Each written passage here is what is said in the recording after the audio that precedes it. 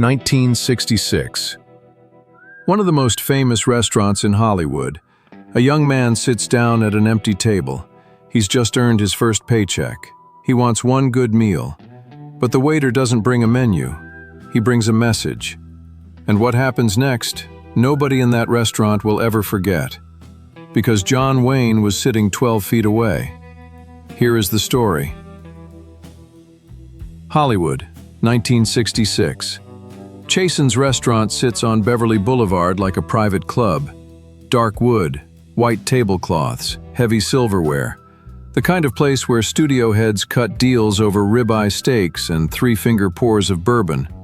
Chasen's doesn't advertise, doesn't need to. If you belong, you know where it is. If you don't belong, you don't get past the front door. John Wayne has been coming here for 20 years. He has a preferred table. The staff knows his order.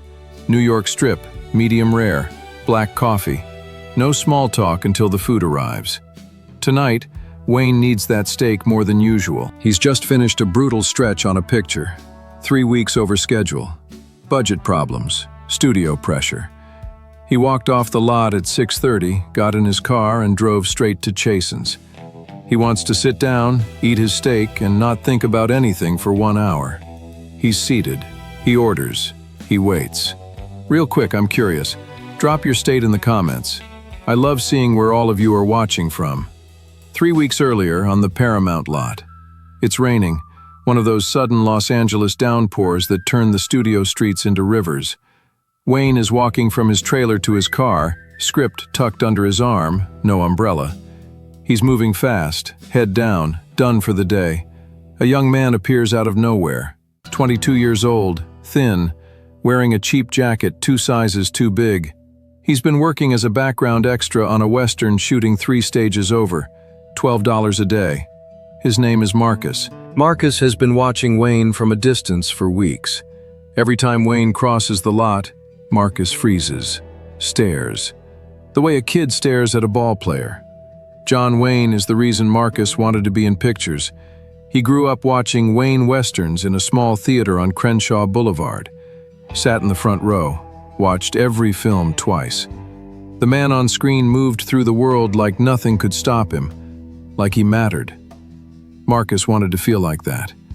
Now Marcus is 10 feet from the man himself, in the rain, and he makes a decision. He sprints to his car, grabs an old umbrella from the back seat, runs back, holds it over John Wayne's head.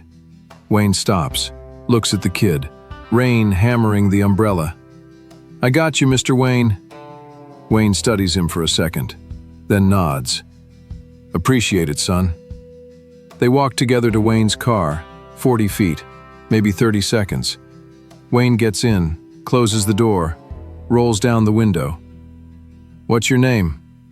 "Marcus, sir." "You work here?" "Yes, sir. Background.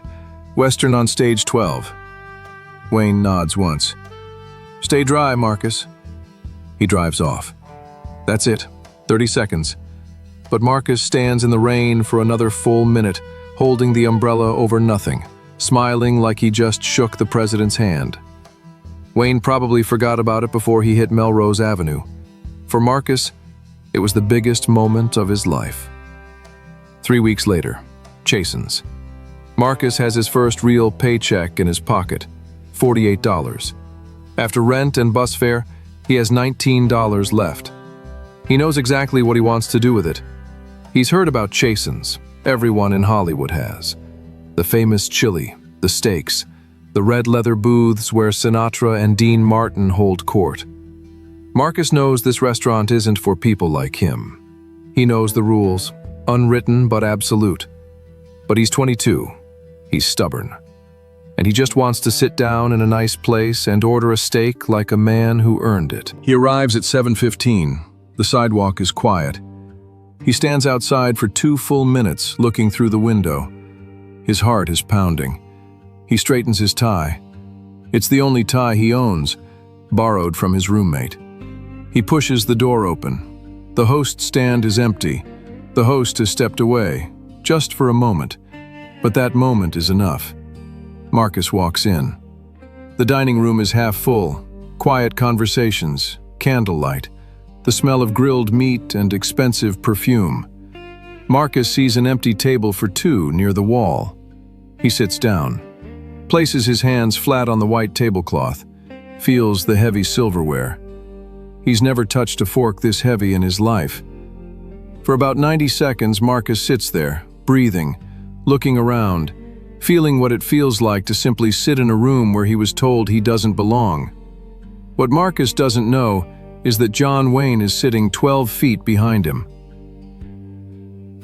Wayne is halfway through his bourbon, waiting for his steak. He's staring at nothing, thinking about the picture, about deadlines, about studio politics. Tired. Then he sees the kid. It takes Wayne a few seconds to place him. The face is familiar. Where does he know this kid from? Then it clicks. The rain, the umbrella, Paramount lot, 3 weeks ago. Wayne watches. Doesn't say anything, just watches. The waiter approaches Marcus's table. A man in his 40s, thin mustache, crisp white jacket, professional smile. But when he reaches the table, the smile tightens. "Good evening, sir. I'm afraid this table is reserved." Marcus looks up. "Oh, I'm sorry. I didn't know. Could I sit somewhere else?" The waiter pauses. His eyes move to the empty tables. There are several. Then his eyes move back to Marcus. "I'm afraid we're fully committed this evening, sir." Marcus looks around the room. He can see at least 4 empty tables. He knows what's happening. He's known since he was 12 years old. The feeling is familiar. The quiet no.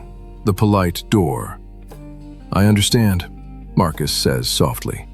He starts to stand. The waiter takes a half step back, clearing the path toward the exit. Not dramatic, not cruel, just firm. The unspoken message is louder than any word. Wayne sets his bourbon down. He's been watching the whole exchange, watched the waiter lie about the reservation, watched the kid look around at the empty tables, watched him understand. Watched him start to stand with his dignity still somehow intact. Wayne's jaw tightens. He pushes his chair back, stands up. That sound. The heavy wooden chair scraping against the hardwood floor. It cuts through the quiet dining room like a rifle shot.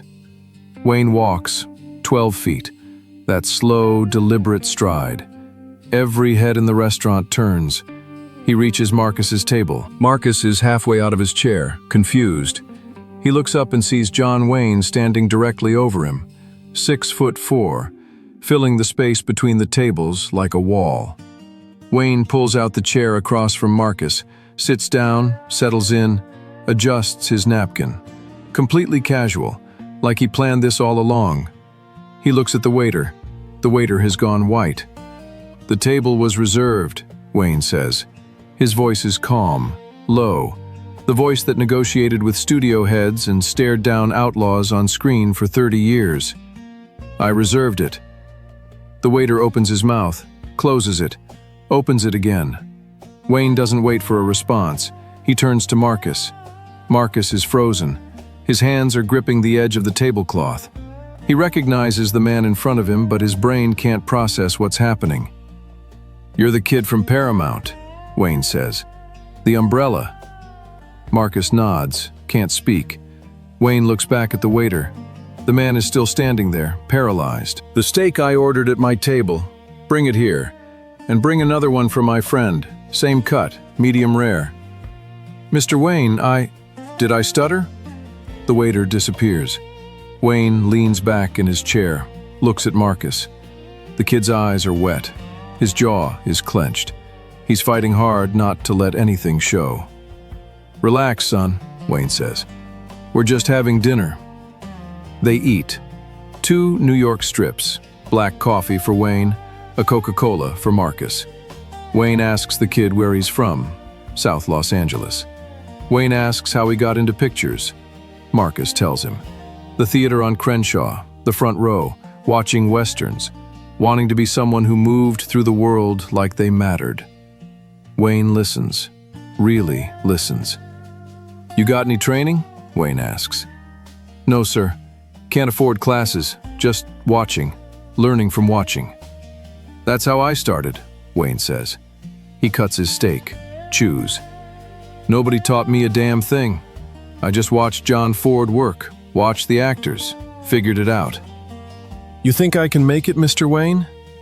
Wayne looks at the kid for a long moment, studies him the way he studied him that day in the rain, measuring something, character, will, the stuff that doesn't show on a resume. I think you showed up to this restaurant tonight knowing exactly what would happen, and you walked in anyway. Wayne takes a sip of coffee. That tells me more than any screen test. Marcus smiles. For the first time all night, he smiles. They talk for another hour, about pictures, about the business, about what it takes. Wayne tells him to find a good acting coach, tells him to show up early every single day, tells him to never let anyone make him feel small for trying. When the check comes, Wayne pays. Doesn't make a thing of it, just puts cash on the table and stands. Marcus stands too, holds out his hand. Wayne shakes it. Thank you, Mr. Wayne, for the steak. Wayne holds the handshake for 1 extra second. Don't thank me for a steak. Thank me when you land your first speaking role. Wayne walks out of Chasen's, gets in his car, drives home, doesn't tell anyone about the dinner. Not his wife, not his agent, not the press, just another Tuesday night. Here's what people forget about John Wayne. They remember the politics, the interviews, the arguments, the tough talk. But the people who actually knew him, the people who worked beside him, who watched him when the cameras weren't rolling, they tell a different story, a simpler one. Wayne didn't care where you came from. He didn't care what you looked like. He cared whether you showed up, whether you did the work, whether you had the guts to walk into a room where nobody wanted you and sit down anyway. He measured people by what was inside them, by their spine, by their character. And on a quiet Tuesday night in 1966, in a restaurant that doesn't exist anymore, John Wayne sat down across from a kid who held an umbrella for him in the rain, ordered him a steak, and treated him like a man. That's the kind of thing they don't put in the papers, the kind of thing that doesn't make headlines. But it's the kind of thing that changes a life. Listen, I know I say this every time, but I mean it. These stories matter to me. The fact that you sit here and listen to them means the world. If this one hit you the way it hit me while I was putting it together, do me a favor and share it with someone who needs to hear it. And if you're not subscribed yet, now's a good time. I've got more coming. As you know, unfortunately, they don't make men like John Wayne anymore.